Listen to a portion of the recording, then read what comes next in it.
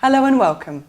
As a provider of training in safeguarding and online safety, we listened to our feedback very carefully, and one aspect we identified as somewhere we could potentially help was in the area of support in schools in relation to e-safety.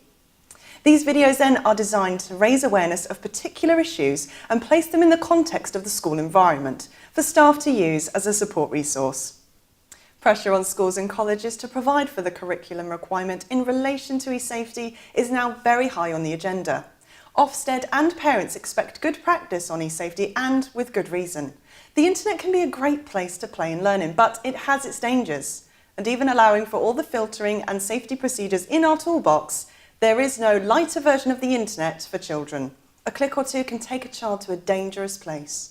The purpose of these videos is to give the designated safeguarding leads, SLT, teachers and anyone else involved in the protection process a touchstone for a particular issue. The information in them is drawn from our far more in-depth safeguarding and e-safety courses. We will endeavour to update these videos when major changes to policy or guidance are introduced, or the social media or the e-safety concerns change significantly. Uniquely, each of these videos is accompanied by a second version intended as a classroom support tool. For example, these additional videos are perfect as a jumping off point for a class discussion or group learning exercise. To make them more relevant, the second presentation of the information is from a young person who will have more resonance for the intended age group of 10 to 14-year-olds and shot in a YouTuber teen TV style. E-safety is a complex and ever-changing issue, so these videos clearly cannot be considered the whole solution. They are intended to complement your safeguarding practice and act as a resource. Anyone who has children or remembers being a young person will know that simply saying "do not" to a child can have exactly the opposite result. Being rebellious and inquisitive is practically in the job description for being a child.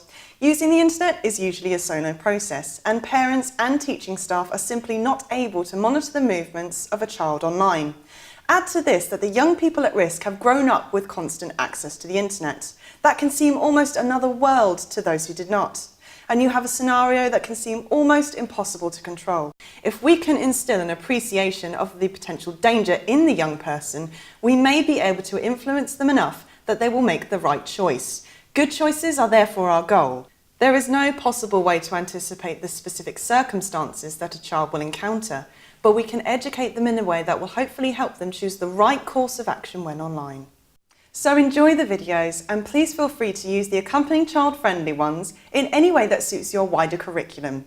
The only thing we ask for in return is that if you have any examples of where these videos have been used to good effect, or any great examples of good classroom practice, then we would love to hear from you and spread your good practice with other educators. And together we can help build a resource bank to help keep our children safer online.